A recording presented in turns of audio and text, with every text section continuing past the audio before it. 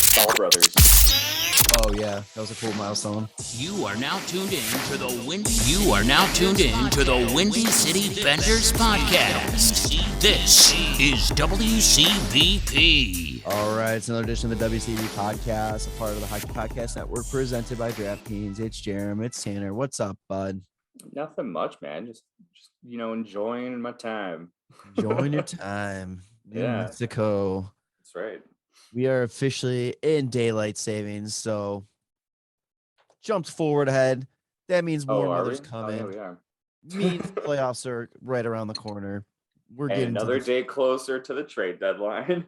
We are officially 1 week away from the trade deadline when this gets posted. It will be next Monday, and I think it's going to get very interesting. Yeah.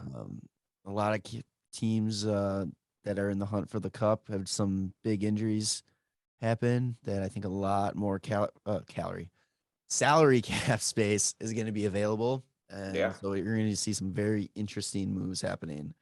But we can talk about that in a little bit. Let's kick things off with a little Blackhawks talk. Yeah, man. Since we last recorded, the team went 3-3. So basically the theme of the early season, 500 hockey. Not going to go anywhere with that. And so real quick, we'll just go through. The first game we missed since recording was the Edmonton Oilers in town for Nicholas Hjalmarsson night, which was fantastic. It was awesome being there, seeing him, even if he probably didn't pull off the bald head turtleneck look very well. Looked like a Bond super villain a little bit. A lot of Swedish guys do look like that.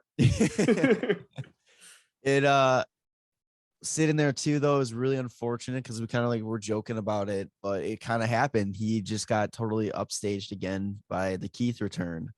Oh, you think? Oh my God, the standing ovation that Keith got when they gave him his tribute video versus what the reaction that he got when he was doing his speech and they were showing his video and all that kind of stuff. It was night and day. It was ridiculous. Weird. It was so insane. But it was the Hawks took a 4-3 OT win there. That was it was a very interesting game. I kind of don't remember too much, to be honest with you, when I was there. But McDavid, Draisaitl, Hawks still kind of shut down McDavid. I know he got a couple assists, but I think that's really funny to be like, I know he got a couple assists, but I think they pretty much shut him down. Yeah. For McDavid standards, a couple assists is being shut down. Yeah. And I was trying to talk about this at the game. I was like, that was the third game I've seen McDavid play the Hawks in Chicago. And I've never seen him do McDavid things, where he goes in, dekes 5 guys or, just absolutely embarrasses guys. Yeah, just blows past somebody and then roofs it on the goalie. And you're like, okay, is this game over yet? Yeah. And the funny thing is, he doesn't do McDavid things, but you could still see he's by far one of the best players in the game. Yeah. And that's him, not doing, going probably 75% out there, which is absolutely bananas. Is this the game that the Hawks took 2 penalties of too many men? Yes. That's how is this a thing that they keep doing? I don't understand. There's no. Oh, wait, no, was it this game? Yeah. Because or was it against Philly? Because there was a too many men call when they had the goalie pulled. And they had 7 on the ice. I think that was the Philly game, actually. In the first period, 5 minutes, 22 seconds in, too many men on the ice. 13 minutes, 27 seconds, too many men on the ice. Both served by Dominic Kubalik, by the way. Yeah, he's a big serving the penalty kind of guy. And then Hawks finally go to get a power play. Zach Hyman tripped Lafferty. It was just absolute ridiculous trip. And Lafferty goes and retaliates and trips him right back. So then that was 4-on-4 hockey, which Zach Hyman is such a fuck, man. He's an underrated little shithead. Yeah, man. And he's got that stupid smile on his face the entire time too. And then the second he does something serious, he's just like, "What? I didn't do that." It's ridiculous. I cannot just try and play it off like nothing happened. But yeah, that was 4-3 OT win. Evander Kane had 2 goals that game, which was extremely frustrating. And the fact too that one was at the side of the net, it was just an absolute ridiculous angle. Yeah, Side of the net that was throws it tipped in. off of like Seth Jones's stick, and then went like far side off the post, and then I don't know if it was tipped. I think it it looked was. like it was it. Yeah, From there, it looked like it was just missed the stick and just went Yeah, up far side, hit the post. they showed the replay a few times, and I was like, God, that's frustrating to watch. Yeah. Then the Hawks win OT. That Vander Kane tied it up with like 50 seconds left. Goes to OT, and DeBrincat just puts it away for his 30th of the year, man. And that UC was bumping. It was awesome. It's a great game. Love to see DeBrincat getting 30 goals. Like, it's so easy. Yeah, I mean, he's on pace. He's gonna get your 40. He's gonna be your 40 goal guy. I mean, he's got a lot of way to go to get the 50 assists. You also 50 assists. But I mean, it's more likely in the future that he gets 50 goals and 40 assists. But yeah, like I said before, like a few weeks ago, it's like it's hard for him to get more points with like assists when nobody else is scoring. Like, but now like the team's kind of picking it up a bit, which is pretty good. he is the offense. Yeah, true. I love it though. He's so good. Oh, all right, God. Next up was Philadelphia. Hawks dropped that one 4-3. I did not see this game. I was watching the Batman. So I will let you take this one away. This game was just frustrating to watch, really. I've like the Philly is such a Philly fucking team, man. Like they represent their city so well. Like everybody on their team, I'm just like, oh, dude, fuck you. Like, just fuck you. Like the whole game. And every time, so like it made it a little bit sweeter every time the Hawks scored, but it made it like sting a little bit more every time like Philadelphia scored. And I was like, dude, fuck you. Like, are you kidding me? like fuck this team. Fuck them. I think that like the Hawks could have won this game. I think the problem is that Lankinen just doesn't get enough time playing. So when he does play, it's like you gotta shake the rust off every time. But I mean, they were winning going into the third, and they end up losing 4-3. And then, like I said, this is the game that they fucking got a too many men call with Lankinen pulled, and it's like, how do you do that? And I think there was another. I can't find like for whatever reason. Yes. Oh, here it is. Like I had to go down further. Sorry, my bad. They had like two. Yeah, they had one earlier in the game of too many men called against them. It's like, what's happening? There's shit penalties to get like called on, and the penalty kill is not that great. So, got to stop taking shitty penalties like that. Yeah, man. It was just frustrating. It was a frustrating game to like lose. Ugh. Whatever. Yeah, and then they go in. What is it? They play the next night in Tampa, or Tampa comes to Chicago. Yeah. This game too, what's frustrating is, if I'm remembering correctly, like they were kind of hanging with them. They had a lead at one point. They let up. They had the 1-0 lead in the first period, and then Tampa tied it early in the second. Then Keener puts one in and take the lead again, and then it was just all Tampa. 5 unanswered goals, including 3 in 32 seconds in the third period. Yeah, and that's when I turned it off. I turned it off actually after the second goal in the third period, and then I looked at my phone and noticed that they had scored a third like right after, and I was like, oh, great. And it's just like, damn, man, like it's so crazy to see like when Tampa wants to be Tampa, like that's what's gonna happen. I feel like they did get like some of those goals are so lucky. Like Sergachev is putting that puck just on net from like the blue line, and it just finds its way through. Same with like Hedman. It's like, God damn it, dude. Like they have so many weapons. And anytime Corey Perry scores, it's extremely annoying. Yeah, that's true too. DeBrincat put up as another goal, so he has 32 at that point. But it's kind of frustrating. Like, I don't know if it's frustrating or if it's more of a like, oh shit, like this is what the Hawks used to be able to do. Like, yeah, back in their prime, they can just like, just with a snap, they go and just take a game completely over. And right. It's some teams can hang around for a bit, but like most teams can't hang around the whole game.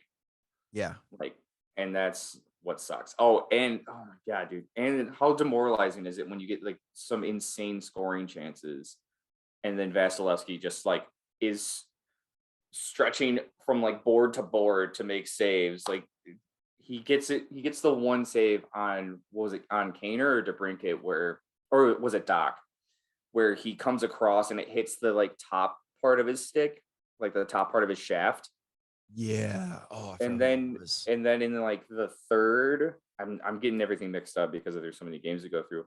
But I think it was against Kane where he just comes across full splits, glove save at his toe, and you're just like, fuck me, man. That is just wild. Oh my God. So yeah, that sucks too. Lost. They dropped that game 6-3. Then they come back on Tuesday against the Ducks, and this was fun. Yeah. They put up 5 goals in the first period. It seemed like everything they were doing was going in, and it was insane. What was it? Kane had 4 points in that first period alone. Yeah. He factored in on the first 4 goals of the game. Yeah, I'm sure including he could have probably factored in on the 5th goal, but that was a shorty, and he's not out there for the penalty kill. yeah, things are like something's going on when the Blackhawks are scoring shorthanded goals again. Yeah, that's only their second shorthanded goal this season, and their first one was like Mackenzie Entwistle and like back in early November probably. Yeah, so Strome gets a goal for his 13th. DeBrincat gets his 33rd. Kane gets 19. Carpenter And gets his that line is third. just clicking. Oh yeah, and it's so. Oh, we'll talk about it in a little bit because it's like when we talk about Strome, but like, oh god, it's so frustrating. Like it's fun to watch, but it's also the most frustrating thing in the world. Carpenter gets his third. Jonathan Toews, as we said, scored his shorthanded goal with a nice little give and go with Brandon Hagel. Oh yeah, man. Toews is feeling it too right now too. He's clicking again. Yeah, he's got goals in multiple games, in a row, doesn't he? I believe Maybe. so. Oh, maybe he didn't no. score against Boston. Yeah. Then Yeah. You're good. Go ahead. Sorry. Ben Hagel was like, you know what? That looked like fun. With 19 seconds in the second period, he puts up a goal for his 18th of the year. And the Hawks take a 6-0 lead. And then all of a sudden I got nervous because here comes the Blackhawk meltdown. 3 unanswered goals from the Ducks, including a power play goal, which was, I believe, was just an absolute fucking shot and a half. Yeah, Zegras just goes shelf, and he made sure it got there as fast as possible. Yeah. It was just like, oh shit, like okay. The whole game, I just imagine Zegras probably just sitting there watching Kane get fucking point after point, just being like, this man is insane. Yeah. like, oh my God. Like, I'm sure he's somebody, like Kaner's probably somebody that Zegras like absolutely like loves and like looked up to like growing up. So just like playing against him and then seeing him put up 8 or 6 points, he's probably just like, this man's incredible. Strome stopped the bleeding with his 2nd of the game, his 14th of the year. And then with about 3 minutes left in the game, Strome gets his hat trick, secures the 8-3 Blackhawks win. Second Hattie of the season. Second Hattie of the season. The dude, well, I mean, we'll still talk about this, but like, is there more of a streaky player than Dylan Strome? Well, here's the thing though, too. Now that he's getting ice time with Kane and DeBrincat, like he's playing really well. And I'm really liking it. Do you want to have the Strome conversation now, or do you want to wait till we wrap up the games? We can wrap up the games first. Okay. All right. So I gotta go back now. Let's pull up Strome stats because I thought we were gonna go there. Oh, I pulled up his stats too. All right. So after the Ducks, we go back to Boston, which is home of the epic 17 seconds milestone. Also, sorry for that Ducks game. That's Kaner's highest career game. Oh yeah, and put up 6 points for Kane. Yeah, he's had like a couple 5-point games, I think, but he's never had a 6-pointer, so that was pretty sick. Yeah, that one also put him he tied Bobby Hall at that point through that game, or was that one more game?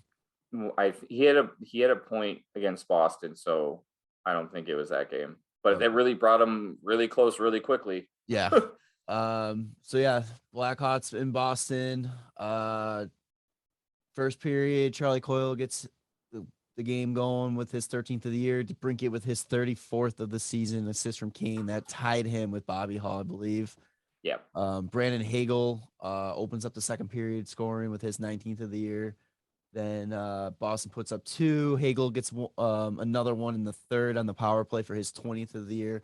20-goal guy, Brandon Hagel. Let's go. It's exactly what you want from this guy. Yes. I mean, he's basically got just 2 more games than he played last year, but as of right now, but he's got double the goals, same amount of assists, because he finished last year 52 games, 9 goals, 15 assists. Now he's got 20 goals, 16 assists. And I mean, he was injured for a little bit too, or he was on COVID. It's always weird trying to remember what happened to some guys. Yeah. But he's killing it right now as well too. DeBrincat and Strome had assists on there. DeBrincat 21 assists on the year, so he's only 29 away from Tanner's prediction for the season. Yep.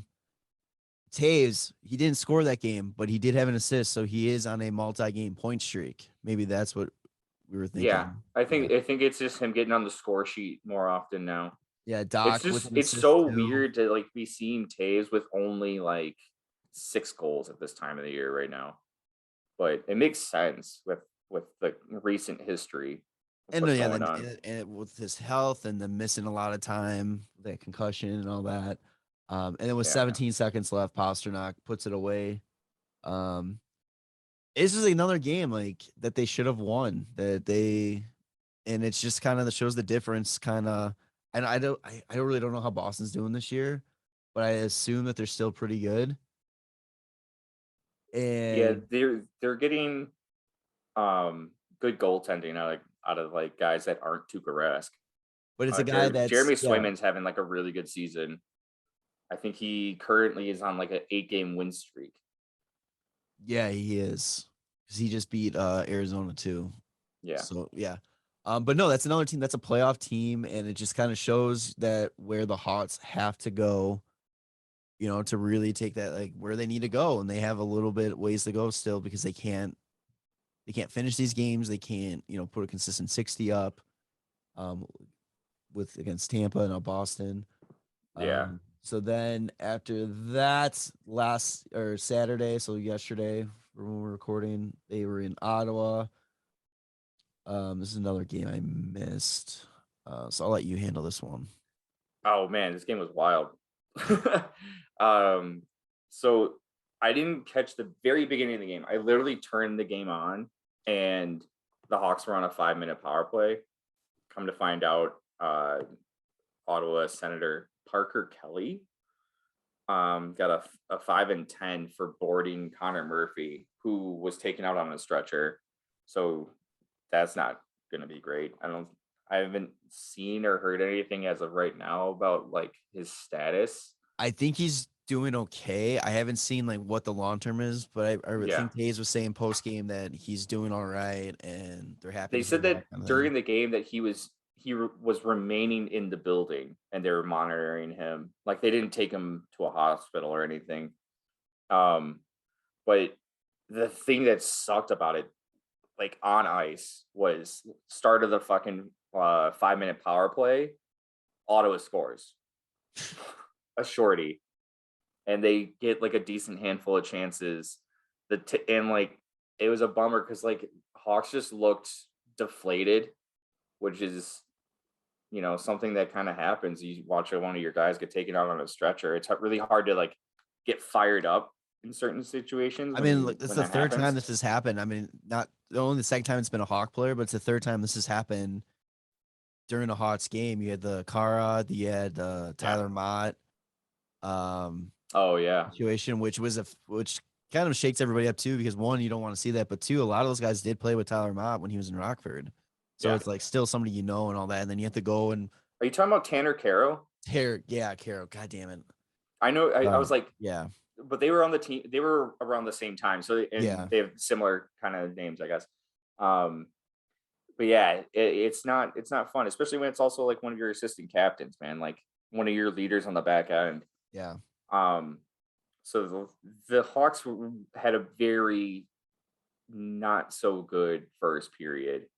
Thomas Chabot ended up scoring towards the end of the first as well, putting up Ottawa 2-0. It was just kind of like, ugh, this doesn't seem like it's going to be a great game to be catching.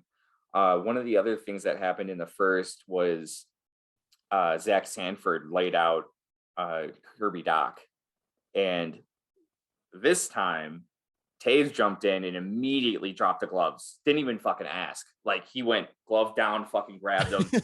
He's like, I don't give a shit if you want to fight or not. Like, Taves fucking went at it. And I was like, this is what that's one of the things that I love is like Taves is one of the guys that like will immediately back up everybody on his team, like as the leader. But the thing that's scary is like, he just got back from like concussion protocol, Right.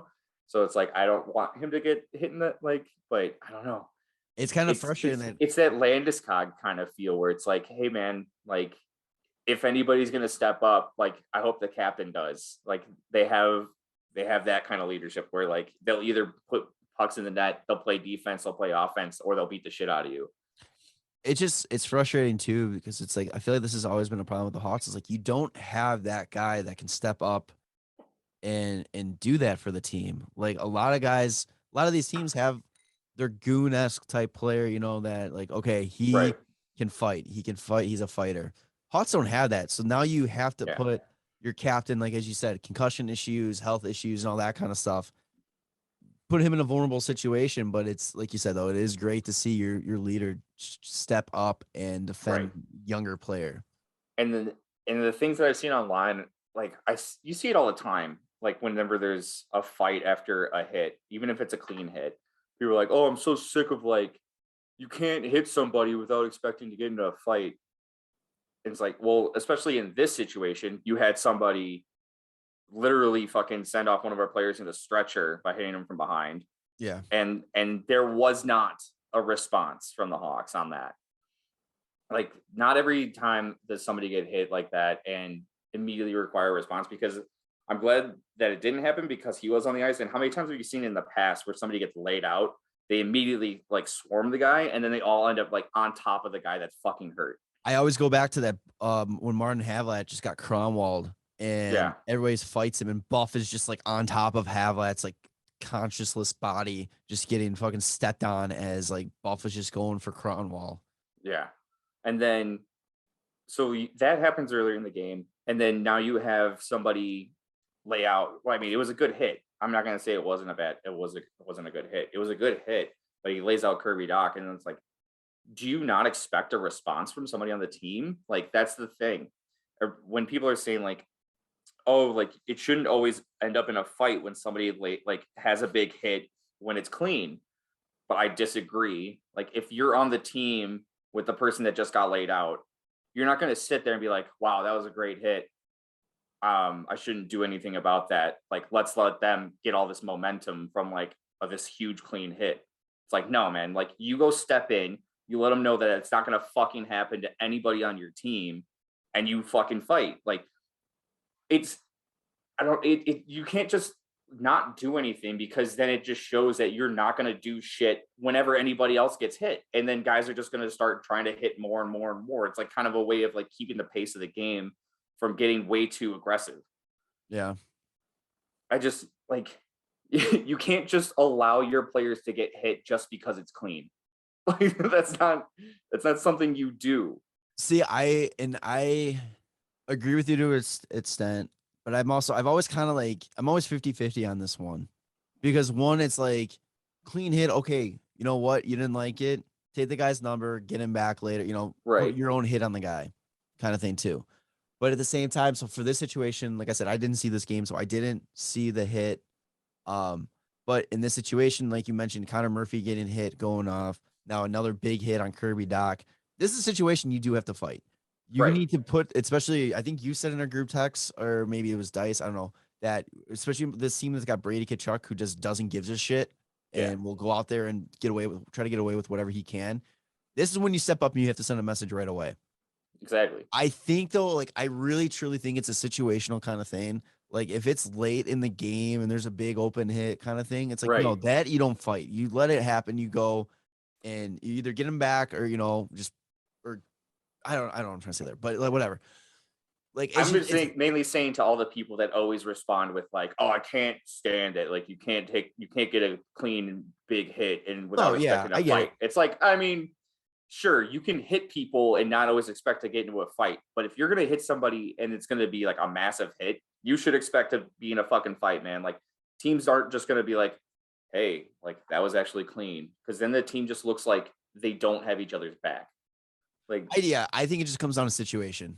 And yeah. I think too, like I feel like if it's your top a guy in your top 6 forward line, if it's one of your rookies or one of your younger guys, I feel like that right there, no matter what, should be a fight. Yeah, exactly. If it's somebody in your bottom 6, or if it's like an older guy, like that's still like one of your better players, I still think, I mean, it's a situational thing. Yeah, because I could see it too. Like, let's say it's one of your guys that is a tougher guy and he gets hit and nobody steps in. He's probably fine with that because he's probably going to be like, "All right, who hit me? I got them later." But if like you said, and then too, if you're getting a big open ice hit or big clean hit, chances are, like, I don't. This is better in my head.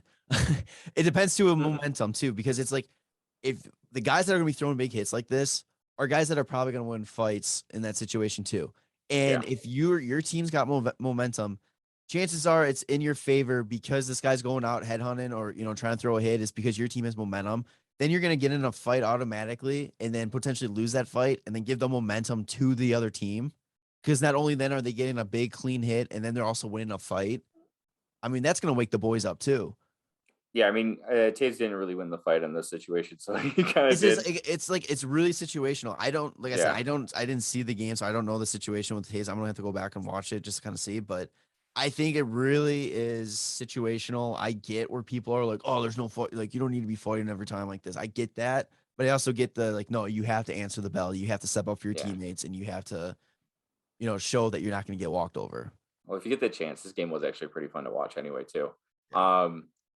In the first period, it started to get pretty chippy.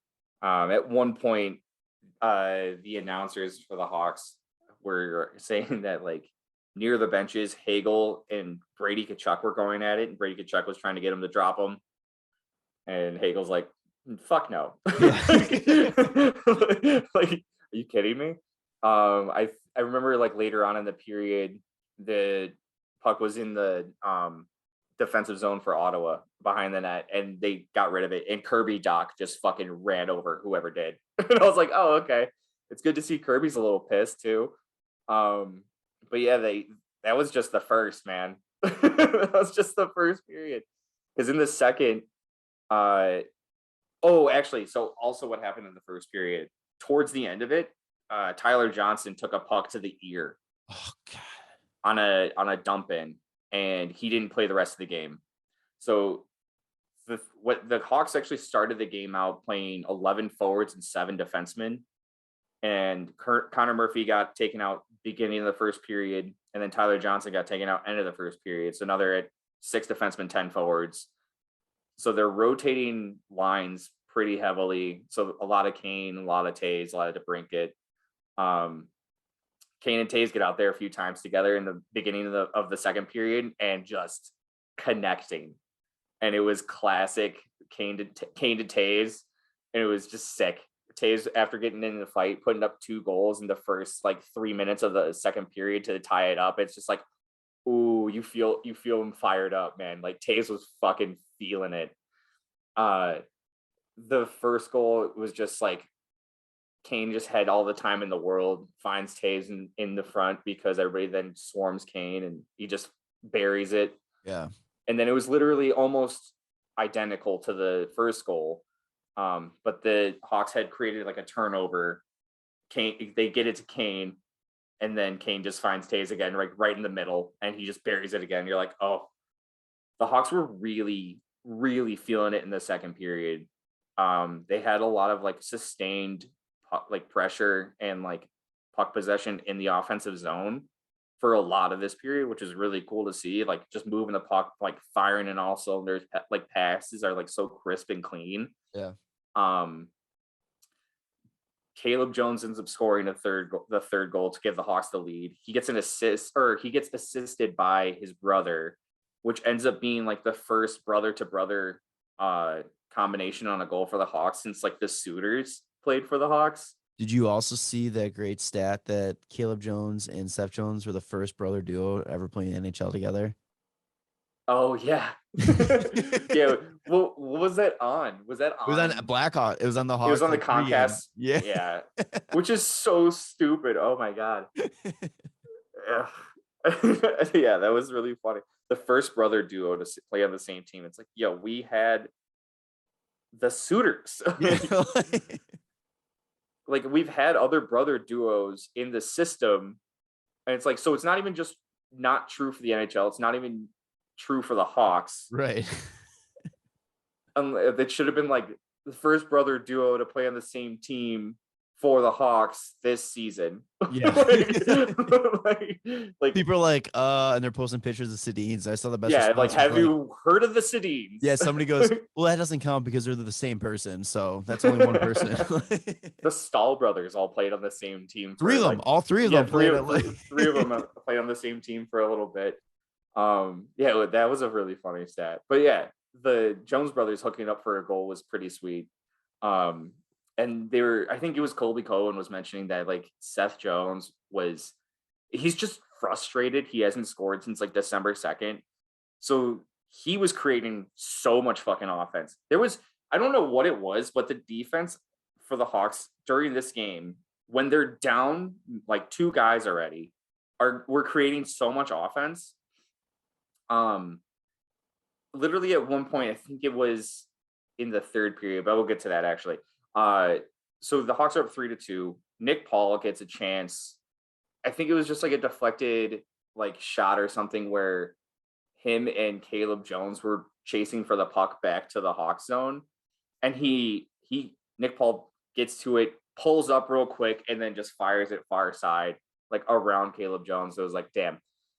The great thing about this though was off the ensuing faceoff, Hawks win the faceoff.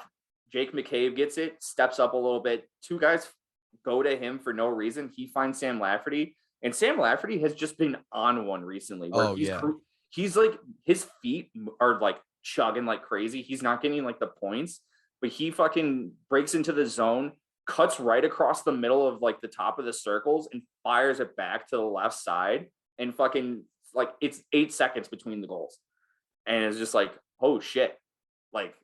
He had to play earlier in like the first period where he made a really great move and just didn't get a shot off. And then I think Jake McCabe also did too, but like in the fourth, no, not in the fourth. the Hawks went up 4-3. In the third period is when I believe Jake McCabe literally went from like Hawks zone all the way to like getting a breakaway chance. Yeah. He just brought it up the ice, like went around guys, stick handled, and then he just loses it like as he's going to his backhand, which was fucking hilarious. But it actually ended up going. He recovered the puck, gets it to Doc. Doc gets it to Caleb Jones. Caleb Jones scores. It was just like, what the fuck just happened? Like, but McCabe decided to like just start being offensive for some reason this game. It was just like, it's so funny. Right. Like he does show like little spurts of like, oh, okay, I get that's why the contract he signed. Like he seems like he's a good option and all that kind of stuff. Like he is another very streaky guy.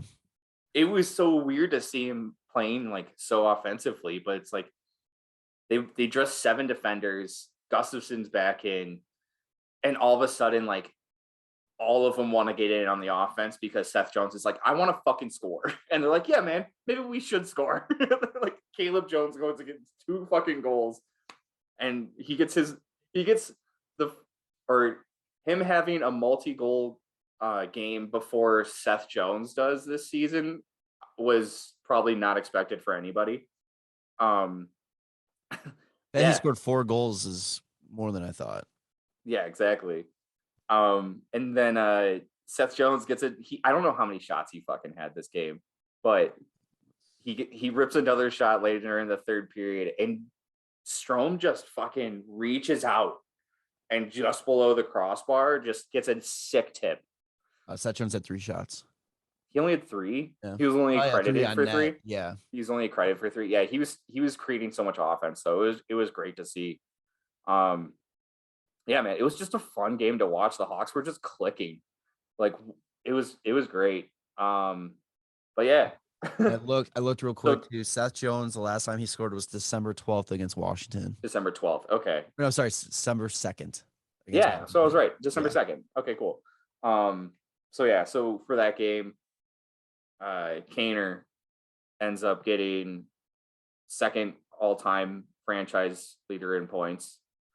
I think it was with the first assist. The first assist. Yeah. And it was great. I love the fact that like he's moving up, connecting with Taves. It's like such a classic. And yeah, it's like Hawk stuff.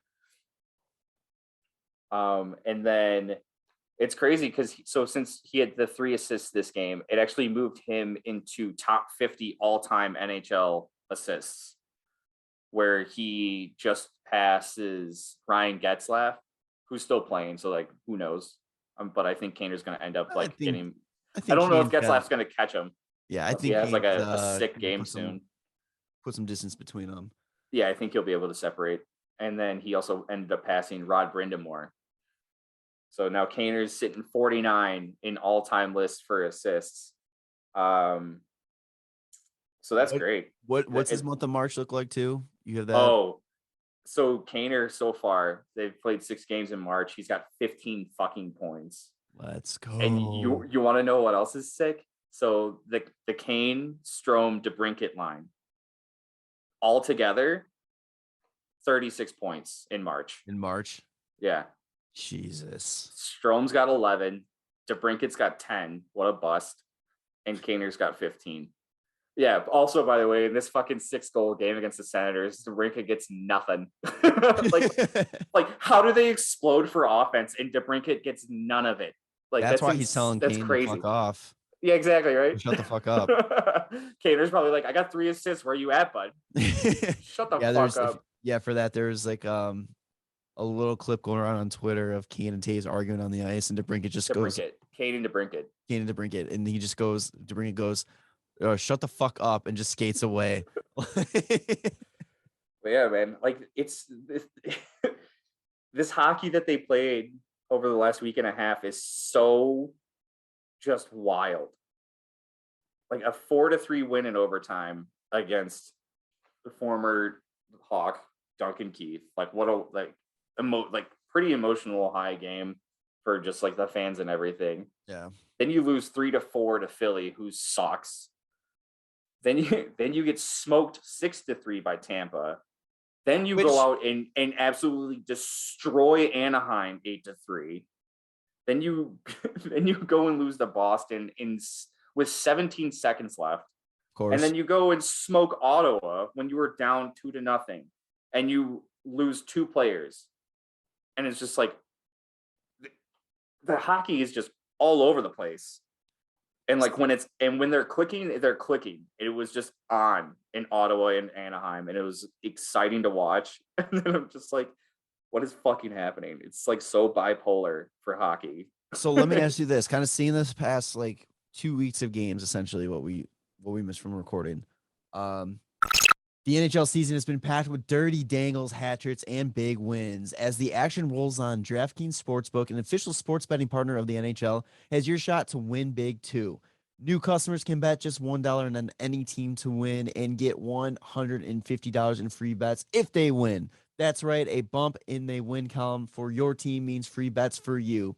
If Sportsbook isn't available in your state yet, you still have a shot to light the lamp. Everyone can play for huge cash prizes with DraftKings Daily Fantasy Hockey Contest. DraftKings is giving all new customers a free shot at millions of dollars in total prizes with their first deposit. Download the DraftKings Sports app now. Use promo code THPN. Bet just $1 on any NHL team and get $150 in free bets if they win. That's promo code THPN at DraftKings Sportsbook, an official sports betting partner of the NHL. 21 plus restrictions apply. See show notes for details. How does that make you feel about this whole rebuild situation? Like, does it make it feel a little bit better that it's like we might not be too far off, or do you not even take this into consideration how they're playing? Like, it's like what's your mindset with that? Dude, the thing the thing that's driving me crazy is I've had this feeling of like the Hawks might end up playing better after the trade deadline. Like that's I can completely see it. Like the guys that are scoring right now are guys that are probably not getting moved, and the guys that are going to get moved still have like raised their trade value, I believe. Like Carpenter has been getting a few more points recently, and I think he's an amazing player, and I think he's going to be a great trade piece. Yeah. Ahan is just consistently playing great defensively. I think he's been mainly playing with Seth Jones, unless it's like the power player, like or later in the game when they need a goal. And he's just been a great like shutdown guy. Like him and Connor Murphy are like top 5 in the league in blocks. So he's just going to end up being a great trade piece too. Like we all know that Marc-Andre Fleury is only going to go somewhere if he wants to, and if he ends up staying, that's great. I think the Hawks. He's just so fun to watch. It's so much better to watch hockey when he's on the team. Yeah. 100%. But like when they move like whatever small pieces they're going to move out. Also, I think if they can move Borgstrom, like it's probably a good idea. Like he hasn't been playing since Tyler Johnson got back, and I think that like the team's been playing better. But when they make these moves, they're going to probably bring in like the younger guys to get like time towards the end of the season. Like we talked about Alex Vlasic, like in one of the more recent pods, and if he can come in and sign a deal once his college season's ends, and he comes in and like is able to get some time, like that might be like the Hawks might be playing pretty great. Like I don't know. It's driving me crazy because of like how up and down their hockey is. Like they could finish the season not winning a game at all, or they can finish the season winning every game, and it wouldn't shock me at this point. I would just be like, yeah, I mean, whatever. They've just kind of gone crazy. I'm sure they'll just be 500 hockey the entire way of like rest of the road. But like going into next year, like when you're expecting the team to be in rebuild, but they have these games where they blow out some teams or stay in close with like some good teams, like they could also still be in a playoff position. And I'm just like so confused on like what it's very inconsistent hockey, and the only consistency is the inconsistency. Right. It's driving me crazy, but it's fun when it's good. It's fun to watch. It's going to be really interesting too to kind of just see who they put in as head coach. Yeah. And what kind of system and atmosphere he brings to this team, and really like how aggressive they're going to be. Like, I don't think they're going to be aggressive. They're not going to be going after any top tier free agents or anything like that. But I don't know. I think like people originally were saying 3 to 5 years for rebuild. I don't know. Like, I think it could be closer to that 3-year mark, because it's like I truly think this team is only a couple pieces away. And if you can get a good head coach in there, and they can really build on that next season, then the following year, maybe start looking into, being a buyer a little bit, like, or maybe just, stay par. And then year 3, you can really potentially go and make some deals. Like salary cap should be going up by then. You'll have a little bit more room to work with. You have a lot of cap space coming up because contracts will be up and all that. I don't know. I'm bracing for that 5-year rebuild, but I'm also like, I can see this team being ready to compete again in 2-3. Yeah, I mean, the pieces that you want to have in 3 to 5 years, like the Hawks have. Yeah. Like young guys like DeBrincat. Honestly, Strome at this point, I think we should hold on to. Like him, DeBrincat, and Kane have just found like this insane chemistry. Well, I mean, Kane and DeBrincat had it already, but like now that like Strome now that he's being consistently put on a line that creates offense the way that they do. And one of the things that's been great about Strome is that he's gone from that guy that always is looking to pass to DeBrincat to like actually taking the shot. Yeah. And he's scoring. He's fucking scoring. And it's great to see. I want to pull up his stats because I mean having 2 hat tricks this year is great. He's 16 for 32. His last 10 games, he's got 10 points, 7 and 3. Yeah, but in the month of March so far, because that's like where they're streaking so hard, he's got 7 goals in 6 games. Yeah. Like they're getting the puck to each other. And before, like when we first got him, he was always looking for DeBrincat. He was always looking for Kane. Right now, he's got, like we said, he's got 16 goals in 47 games. His highest goal total is 17 and 58, and that was, or actually, I guess it would be 20 because that was the whole season. He had 3 goals in Arizona and then 17 with the Hawks. But he's only 4 goals off of 20 in far fewer games. So he's definitely shooting more. And it's going in. He doesn't have a bad shot. I mean, fuck, man, when he was it in Anaheim, when he got his hattie, like it wasn't just like tip-ins. He does get like, that's also a great thing though too. I'm all over the place. But like but he's been crashing the fucking net and Kaner just throws it there and he just gets a stick on it. And there's been a few times that he just redirects the puck in and it's great. And then standing in front of the net, as seen against Ottawa, he had that insane tip on a Seth Jones shot and it fucking goes in. I feel like his confidence is building so much right now that he's going to be such a great asset to hold on to. And I'm worried that the Hawks are just going to end up getting rid of him for a second or third while his confidence is so high that he's going to end up becoming that like first or second line guy that you really want to build with. And that's a thing though with him though. It's like what's so frustrating about him is because he's streaky. Because I'm looking at his game log here. The last 6 games, he's fucking killing it. The 6 games before that, 11 points. Yeah, the 6 games before that, goose egg across the board, all 6 games. It's like I want him to be good. I want him to be what he was supposed to be when we picked him up, kind of thing. Like, like, okay, a 3rd overall pick, all that kind of stuff. But until I see it consistently, it's like, it's so hard to not say like, no, we need to move him. Let's sell. If selling him high right now is a 2nd rounder, fucking sell high in a rebuild. Like we need that. But then again, I get what you're saying too, where it's like, yeah, but if he's finally turning that corner, it's like, that's he's at that age where he's only 24, 23, 24. And when you're looking to finish a rebuild and you have those core pieces, like they're hopefully in their prime and like that's the age. And the thing that drives me crazy, I like everything, is the expectancy of young players to be immediately good. Right. Yeah. When that wasn't the case for the longest fucking time. And I think that like there's just been so many more outliers recently with like young talent that a lot of teams are expecting like these higher draft picks to always be producing immediately. And it's like, I mean, it might just still take a few of these guys like until they're 25, 24, 26 to like really hit that fucking stride. And it's, I mean, hopefully what's coming for Dylan Strome, because like he's had enough time in the NHL at this point that he's gained a lot of like this confidence and like recently, but he's seen a lot of NHL ice and he's been in every fucking situation on the team, I think, because he's been playing like 4th line, 3rd line, 2nd in, 1st.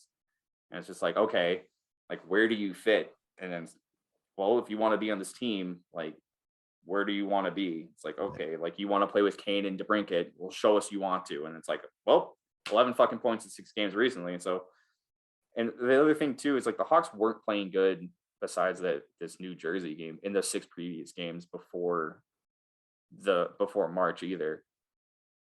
So it's like when the Hawks are playing really well, Strome is playing really well. When the Hawks are playing pretty bad, he's also not playing very good either.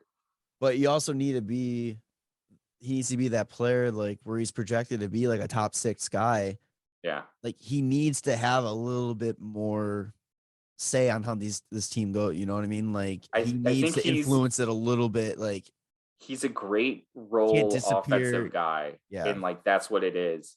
So that's why, like, when they had him in 3rd and 4th line, like he wasn't doing shit. Like he's not the guy that like generates the offense for those lines. Right. He's the guy that like keeps the offense going for the lines that generate offense, you know? Yeah. Like he's a weapon for those guys. He's not going to be the one that like is in charge of doing it. But I mean, I think that Kane, DeBrincat, and Strome should just fucking stay together for the rest of the season and see what happens. I hope that they don't trade him, but like I understand. Worst case, he tears it up like this, and then he explores something in the offseason. Might be able to get a little bit more. He might be able to get a first round or something. You know, who knows? Maybe like a better, maybe like a prospect or something. Yeah. But no, real quick, going back to your point where you're talking about how these young players are like expected to be good at a young age. Yeah. That's kind of fair though to say, because the way this game's changing, it's changing to a faster, younger guys game. You know, once players hit their 32, 33 mark, like look at people talking about Kane. Oh, he's on his way out kind of thing, type of thing. Like he's going down and all that kind of stuff. It's like, it's unfair to like put that pressure on some of these young guys, but at the same time, like that's the way this game's going. It's going towards to be, you know, when you're 18, 19, 20, you are going to have to be good, and you're going to need to be the kind of player you're going to be a lot quicker. It sucks. It's unfortunate, but I mean, that's it. I think that's what the teams want. It's not what they're going to get though. There's plenty of players that are still like not hitting their stride until like 24, 25, 26. Like I mean, you really want it out of like your top like 5 guys that are drafted, but like that's not going to be the case most of the time. Yeah. Fucking like one of the best defensemen in the league, Adam Fox, like he was a rookie at like 22. Like defensemen are different. Defensemen are different. Defensemen and goalie are different. True. All right. Well, forwards are kind of like expected to like, especially your top 5 pick, you're kind of expected. It's same thing Kirby's going through. It sucks. It's unfortunate, but I mean, that's just kind of the way it's going with the way this game is going. Yeah. Kirby's so much more, or it's shown that he's so much more of a defensive kind of player. Yeah. What I want to say that he actually has been putting up points recently though too. He's been on the score sheet a little bit. Yeah, because I know he got. I just love the way he plays. I hate the fact that he gets like so much shit from people because he's so fucking good. Actually, I would love to see where Kirby would have actually got drafted if the Hawks didn't take him 3. Probably 4. You think you really think like, was he that like high of a prospect that he would have gone top 5? I don't know. I'm trying to remember who else was drafted at that time. Wasn't it like the Turcotte draft? And yeah, he might have been. He was going to definitely be top 10. But I don't know. I still think that he's a great pick that the Hawks got. There's Bowen Byram, Moritz Seider.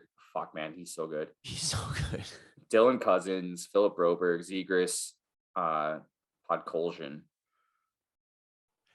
Here's also what I'm going to say. If you're a team, you got to give Strome time. You need to, and give him a little bit more time to prove himself. And you say Kirby's a bust, he sucks. You're the biggest fucking hypocrite in the world.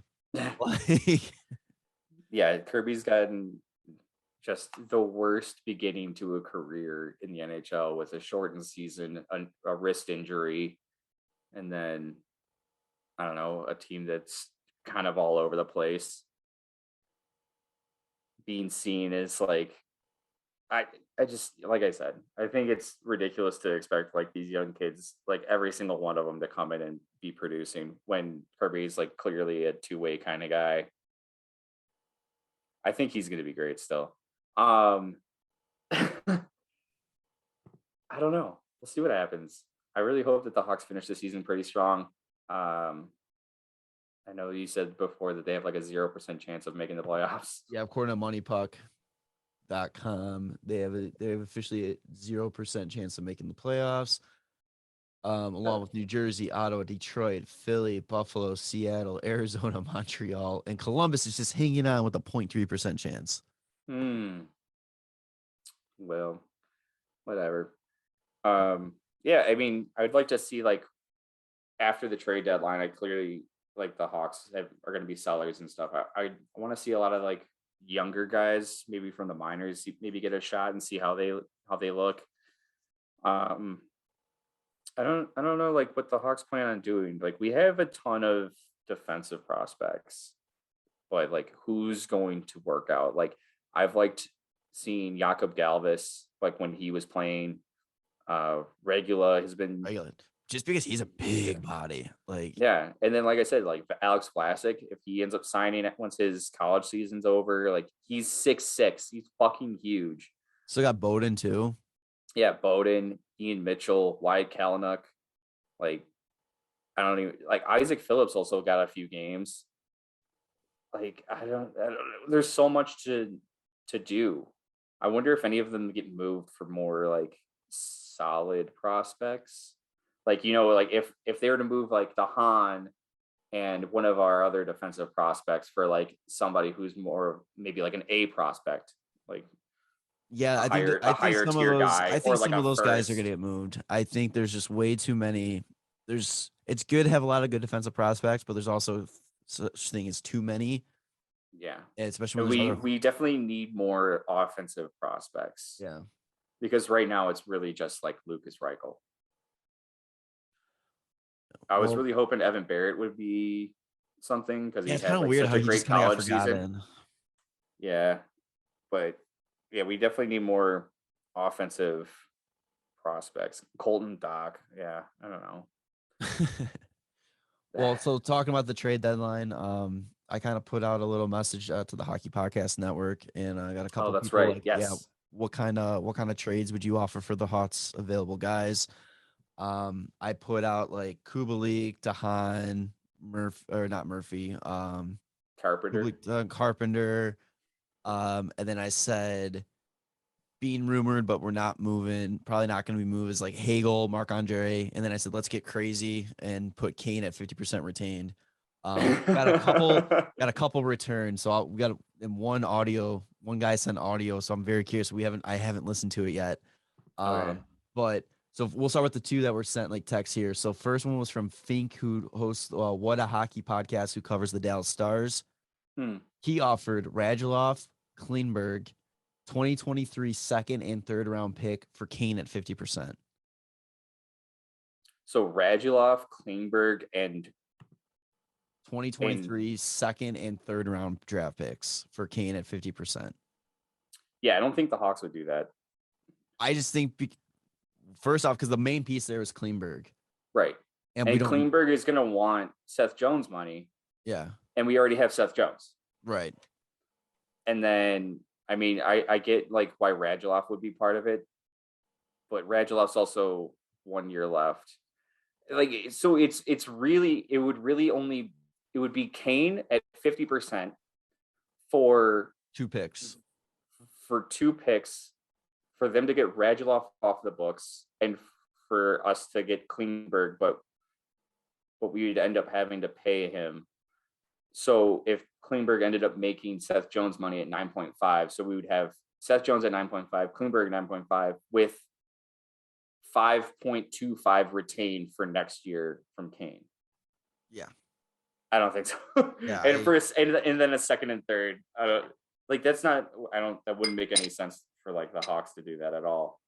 Yeah. Because Klingberg is also 29. So it's not like he's going to be part of the rebuild, even though Seth Jones is only like 28, 27. Kane's going to get moved. If Kane gets moved, it's strictly going to be a bunch of first round picks and a bunch of prospects and maybe a bad salary or something. That's got it would be a bad salary to make the deal work. But like, yeah, that's there's not enough prospects and picks for that deal to actually make sense. Especially since Klingberg is a right-handed defenseman and Seth Jones is a right-handed defenseman. Like, I don't think the Hawks are going to go like the San Jose route and put like Brent Burns and Carlson like lines 1 and 2, making fucking $19 million or whatever between the two of them. Yeah, so that I think will be we'll turn that one down. I'm also confused, like, how does that help Dallas for a season? Like, you're replacing Radulov with Kane and then losing Klingberg. Yeah. That's just like strictly looking for star power, I think. Yeah. And the other thing that's I'm sure that the trade was probably brought up before Heiskanen's actually put on injury reserve because he's hurt right now. So Yeah. Also, though, it would be pretty sick. Tyler Seguin and Kane did play with each other overseas during the lockout. that's true. That would be kind of nasty. What they played in? Was it Switzerland? I think it was Switzerland. Yeah. Yeah, but I don't know. Okay, so the other trade is from James Johnson, who hosts the Barn Burner Hockey Podcast, which is Calgary Flames. Okay. Dylan Dubé, Connor Zary. Okay, yeah. He's like a first round pick over the last couple of years. Connor Zary. 2023 first round pick. Okay. For Hagel and Dahan at 50% retained. Dahan at 50% and Hagel. Yeah. I don't know. I just see, the ask for Hagel him alone was a first and a prospect. This one's a lot closer, I think. Then this one's a lot closer. But again, yeah, I just don't know why you would trade Hagel. Right. At this point, I don't. Yeah, because Hagel's 23, Dylan Dubé's 23. Dubé's making 2.3 for the next 2 seasons after this. Hagel's making 1.5 for the next 2 seasons after this. So that's kind of just like a wash. Yeah. Like you're replacing Hagel with a guy that's supposed to, a similar role kind of guy.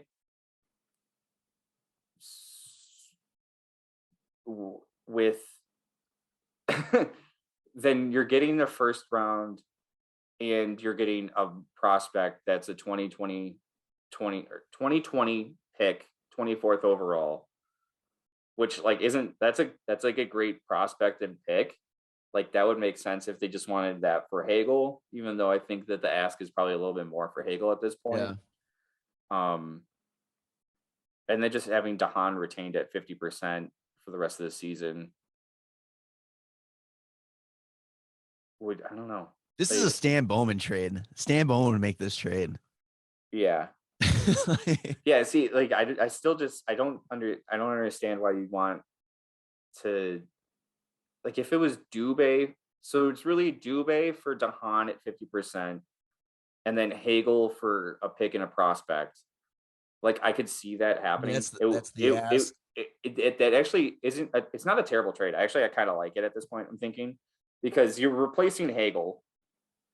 You're getting a little bit of a downgrade for Hagel, but you're getting that roster spot filled. And then you're getting the pick and the prospect for that, for what you're getting for Hagel. You know what I'm saying? Yeah. And it's a first it's a first round pick and a guy that was selected in the first round. I just don't know how Connor Zary's been doing. I think he's in the WHL right now. I was looking at it. He's actually playing in the AHL. Oh, is he in the A? Yeah. So he's got in 36 games this year in the A. He's got 5 goals, 11 assists. 24. He's a center, isn't he? Yeah, he's a center. If I knew more about Connor Zary, I'd be all about it probably because I think that's a good trade actually. I honestly think that's pretty good because I love Hagel, but I think if you're getting a first and a prospect that was a first rounder, that's a really good value. Plus you're getting a guy to fill in Hagel's spot, and Dylan Dubé. Whenever I've seen him, I've kind of liked his play too. But here, let me ask you this: you got a guy that was drafted in the first round, 24, so late pick. Calgary's on a fucking tear. That's gonna be another late pick. Oh, that's another year. This is 2023 first, so that wouldn't even be this upcoming draft. It would be next year's draft. That's right. That's next year's draft too. So it's are you? That's another thing too. It's because now you're playing 50-50. Ooh, is this Calgary team for real? Are they going to be able to keep this up, or are they going to fall back down a little bit? And that what a little better. Are they signing Johnny Gaudreau? How are they going to be in 2023? Yeah, I mean, that right there too. They got to sign Matthew Tkachuk. They got to sign Johnny Hockey. Is What it else? Toffoli up too? Mangiapane's up at the end of this. So this is all at the end of this year. Tkachuk, Gaudreau, Mangiapane, and then just like some depth guys. And then Zadorov, Eric Goodbranson, Michael Stone, Oliver Shillington. Yeah. What did you ask? Sorry. Is it Toffoli up too?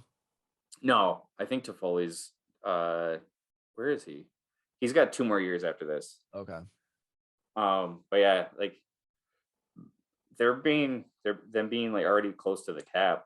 The fact that it's a 2023, now I'm like, ooh, I don't know. Yeah. And because So Calgary's another one of those teams that it's like they have a really good year, then they have a really bad year. They have a really good year, then they have a really bad year. Yeah. Plus, like, what Markstrom are you getting? Are you getting this year's Markstrom where he gets fucking 9 shutouts? Or are you getting like the previous year Markstrom where he had almost a 3 goals against average and like closer to a 900 save percentage where maybe they're like a middling kind of team. And that's the other thing too. What sucks is like also it's like we still don't really know what Davidson's like image for this team is going to be. Yeah. Like we as fans think Hagel should be a huge part of the rebuild and is one of the pieces you build around. He's incredible. Yeah. I fucking love him. God, this is a tough one. This is a really tough one. I think personally, I'm sticking with what we have and what we know, and I would say no to it. But there's enough mystery and intrigue there. Yeah.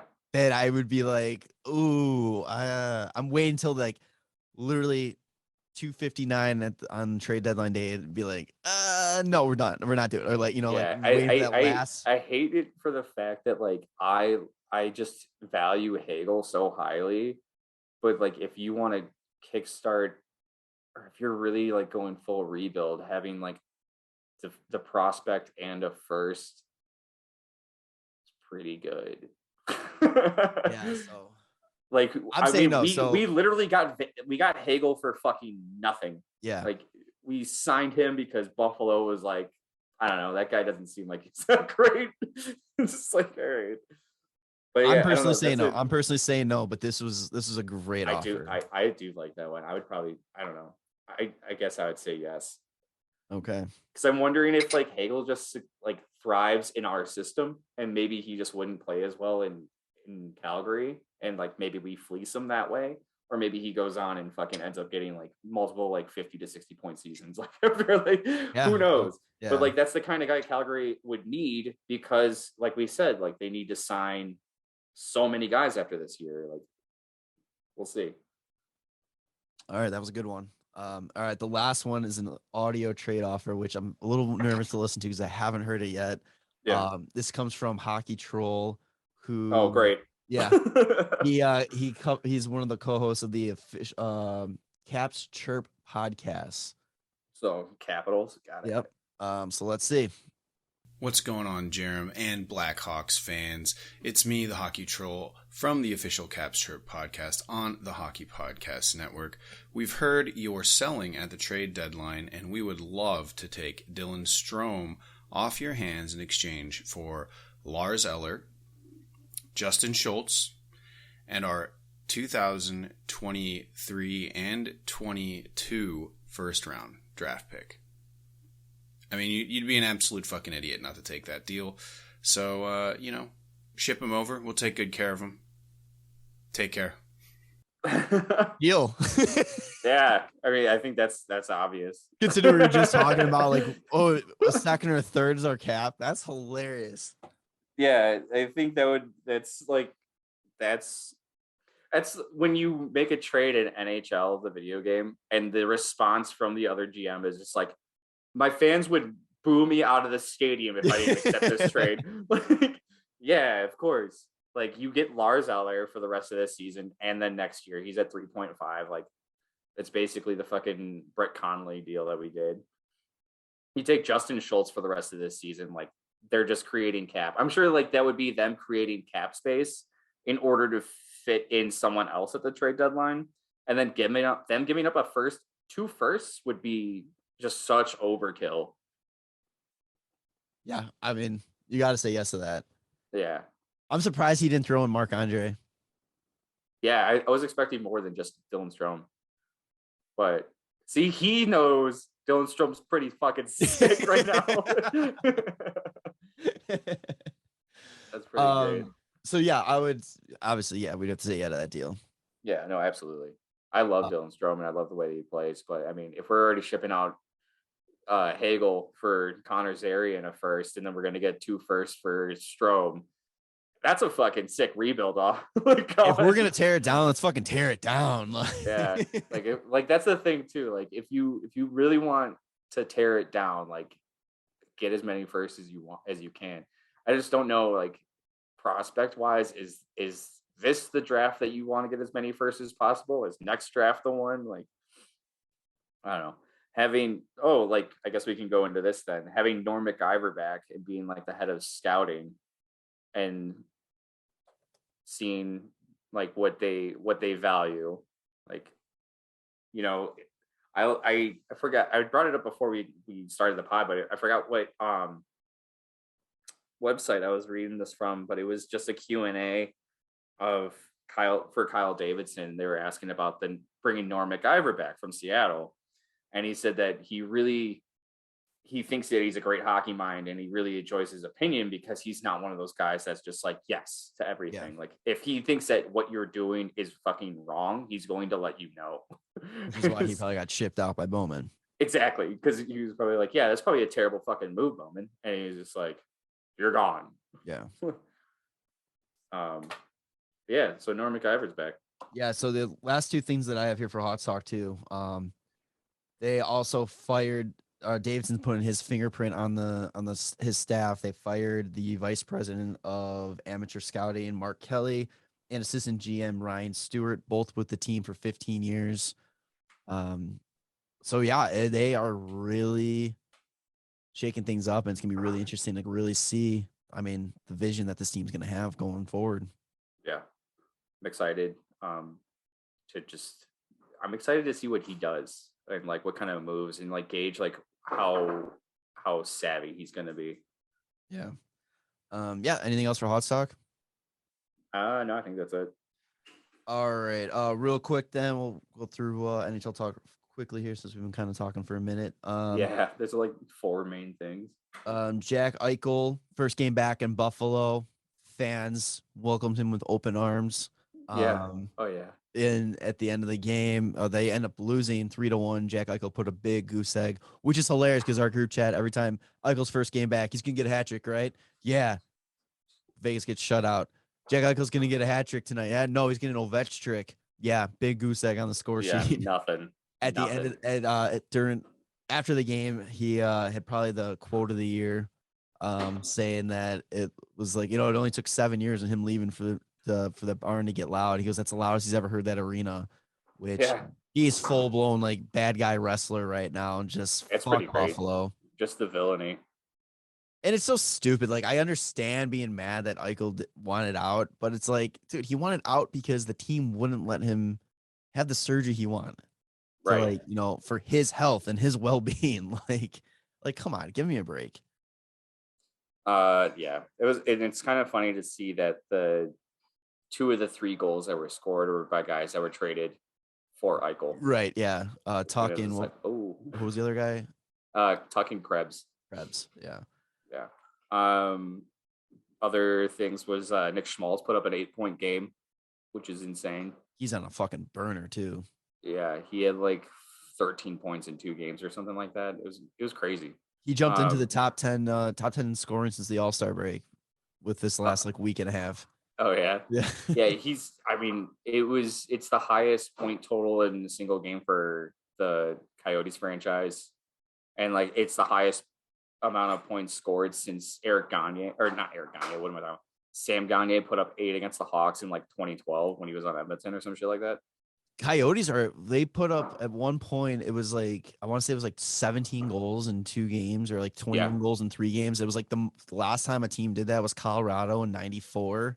Yeah. 94, 95. They were just on some shit this yeah, past like week and a half. It was probably because Phil Kessel, dad Phil Kessel now plays one shift, Oh, gets that's off right. the ice, goes Keeps to the the Iron birth Man of streak alive. goes to the birth of his child, and then comes back the next game. Yeah, they put up 8 against the Senators. They put up 9 against Detroit, and then they put up 5 against Toronto. Jeez. God, It's insane. in Arizona, man. I love it. Speaking of Arizona, Campbell out for a little bit with an injury. Or no, I'm sorry, to Toronto. Yeah, he's out with a little bit with an injury. So I gotta wonder if they're gonna call again on Marc Andre and just be like, hey. Yeah, right. That's what I'm expecting, especially since like their goaltending it's still continuing to be bad. Yeah. Other than that, Kotkaniemi got a new deal, or he's going to. It's rumored that he's going to get like a 8-year deal in Carolina. For like, you said what, 4.8? Yeah, like 4.8 something. So, like, if that's what he's getting, and he was a 3rd overall pick the year before Kirby, and he's put up more points, but he's played more games. I don't know. That's probably a basis for what Kirby might be looking at. I wonder if teams are going to take note of that for future offer sheets. Yeah. Because like they signed him an offer sheet. What was it, like $6 million was the offer sheet For Kotkaniemi? Yeah. It What's he playing on was this year. Let's see, Carolina. He was getting, what did he get? He got 6.1. 6.1, then resigns for 4.8. Yeah. Like a lot of these teams would be like, okay, take 1 year of a little cap crunch for like these good prospects, and then sign for whatever. Yeah. Little shady business move, but whatever. Hey, it's legal. Yeah, and then the last thing I have is Team USA sled hockey team beat Canada in the Paralympics for their 4th consecutive gold medal. So congratulations to Team USA. Yeah. Glad one of our teams can win gold. Yeah, right. And then also Mark Stahl reached 1,000 games. So the trio of Stahl brothers have all reached 1,000 games played in the NHL. It's the first time in NHL history 3 brothers have all played 1,000 games. Their point totals is still about 1,000 less than Gretzky. That's hilarious. Isn't that insane? Jesus. He's a freak, man. Yep. Yeah, that's all I got. All right, so that's episode 171. Tanner, what do you want to call it? Hot Boy March. Hot Boy March? No, I don't know. I didn't think about it. What would it be? Fuck, man. I don't know. You got to think of it this time. Oh, god damn it. Let's see. Let's do Too Little, Too Late. Guys are heating up at the wrong time. Yes, that's fine. Yeah, I agree. Right. Okay. All right, so that's episode 171. Too Little, Too Late. Make sure to follow us on all social media at WCD Podcast. Subscribe to us on YouTube, Spotify, and Apple Podcasts. Leave 5-star reviews on Spotify and Apple Podcasts. Share the podcast. Follow the Hockey Podcast Network at HockeyPodNet. DraftKings promo code THPN, and we will see you on the next one. All right. Love you, boys. Bye.